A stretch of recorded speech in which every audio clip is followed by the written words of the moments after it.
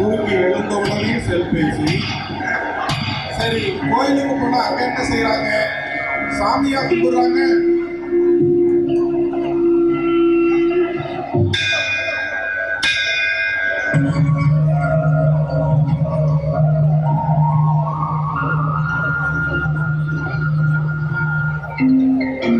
சாமி கும்பிடும்போது கூட போன் வந்துருது. சாமியை மறந்துட்டு செல்போன் பேசிட்டு இருக்கிறாங்க.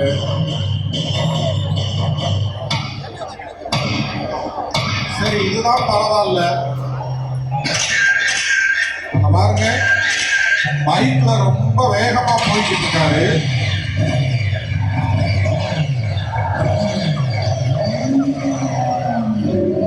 பைக்ல போகும்போது கூட போன காதுல வச்சு பேசிக்கிட்டே போனா என்ன நடக்கும்?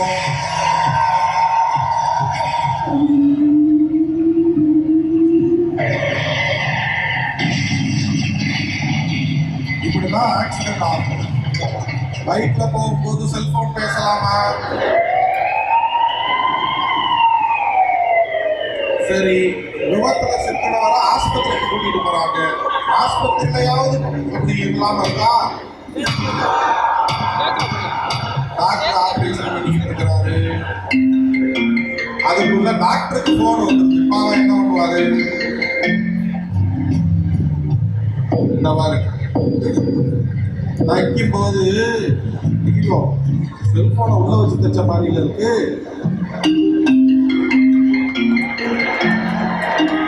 ஆபரேஷன் அவர் வயிற்றுக்குள்ள ரிங் அடிக்குது. என்ன செய்யலாம்?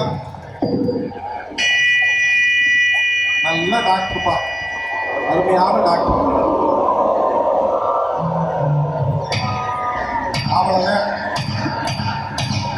ஆபரேஷன் சக்சஸ், பேஷண்ட் டெத்து முடிஞ்சு வச்சு.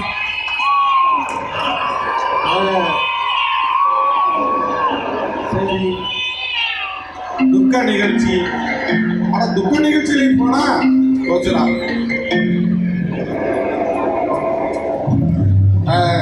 ஒருத்தர் போயிட்டாரு, 2 பேரும் அழுகிறாரு.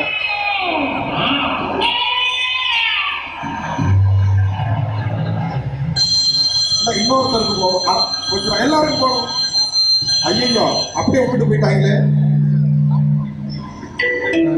பாடியே எழுந்திருச்சு. ஏண்டா விளக்குறீங்களாடா? என்னைய விட்டுட்டு எல்லாரும் போயிட்டீங்களாடா? என்னடா அப்படி பண்றீங்க? சரி, பால் நடக்க போதா நல்லா இருக்காங்களான்னு பார்ப்போம்.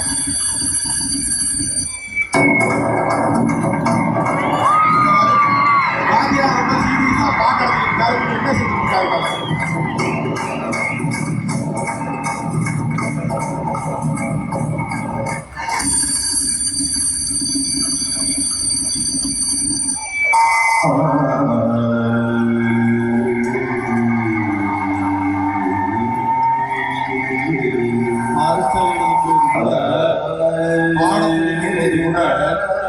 நம்ம எப்படியெல்லாம் நம்ம நிலைமை மாறி போச்சு பாருங்க.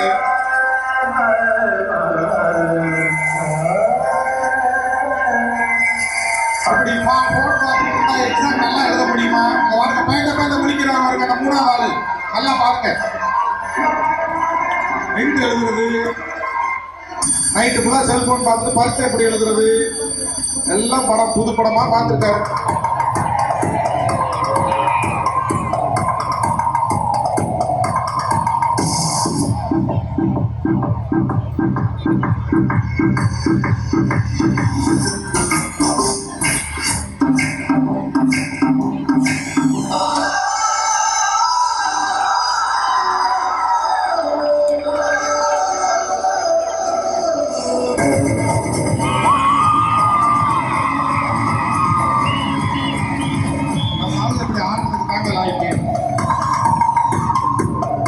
சரி, பள்ளிக்கூடம்லாம் இப்படி ஒரு பொண்ணு ஹோட்டலுக்கு சாப்பிட வருது. அது என்ன பண்ணுது பாருங்க, சாப்பிட வந்தா சாப்பிடணும், அதுக்குள்ள போன ஹோட்டல்ல சாப்பிட வந்தா கூட சாப்பிடாம வெறும் பில்லு கொடுத்துட்டு போகுது.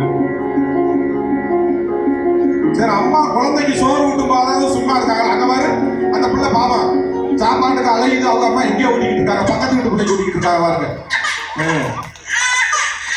அது வாட்டுக்கு அழுக வேண்டிய அம்மா அவன் செல்போன்ல கூட்டிட்டு போயிட்டாங்க.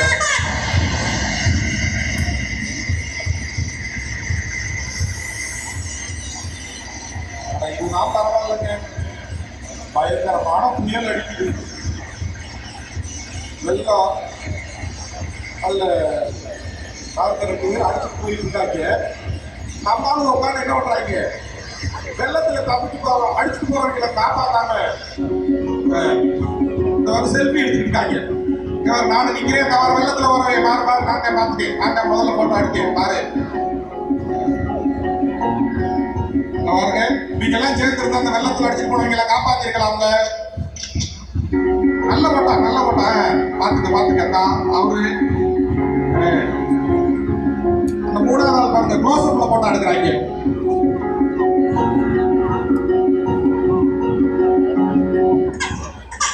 சரி, குழந்தை அழுகுது, என்ன செய்யலாம்? கரை சொல்லலாமா, தாளாட்டு பாடலாமா?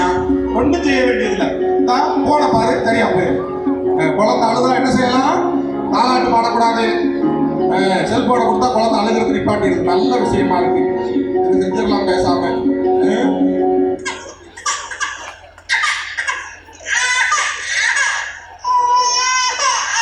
இப்படியே செல்போன் பார்த்தா என்ன செய்யறது? பாருங்க, சின்ன குழந்தை, பல குழந்தைகள் இப்படி அதிகமான செல்போன் பார்க்கறதுனால அவர்களுடைய கண்ணு மனசு எல்லாம் கெட்டு போகக்கூடிய ஒரு சூழல் வருது. பிறந்த குழந்தை கூட இன்னைக்கு என்ன செய்யுது, கண்ணாடி போடுற ஒரு நிலைமைக்கு வந்துருக்கு. நம்முடைய சின்ன சின்ன அஜாக்கிரதையான செயல்கள் எவ்வளவு பெரிய பாதிப்பை உருவாக்குங்கிறத நீங்க புரிஞ்சுக்கணுங்கிறது தான் இந்த மௌன நடிப்பினுடைய மிக முக்கியமான நோக்கம். இப்போ ஒரு அம்மா சமைக்கிறாங்க, முன்னாடிலாம் யாரையாவது சமையல் எப்படி செய்யணும்னு கேட்கணும். இப்ப பாருங்க, எல்லாமே யூடியூப் தான். காய போடணுமா, நறுக்கு அந்த காய போடும். சரி, வெட்டியாச்சு, என்ன செய்யலாம்? அள்ளி போட்டாச்சு, ரைட். பச்சை மிளகா, எண்ணெய், வெங்காயம் எல்லாம் போட்டாச்சு.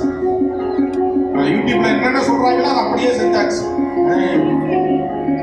சரி, கிண்ட சொல்றாங்க, கிண்டிடுவோம். ரைட்டு. என்னடா கடைசி அடுப்பு பற்ற வைக்காம உழவு பண்ணிருக்காங்க பாருங்க.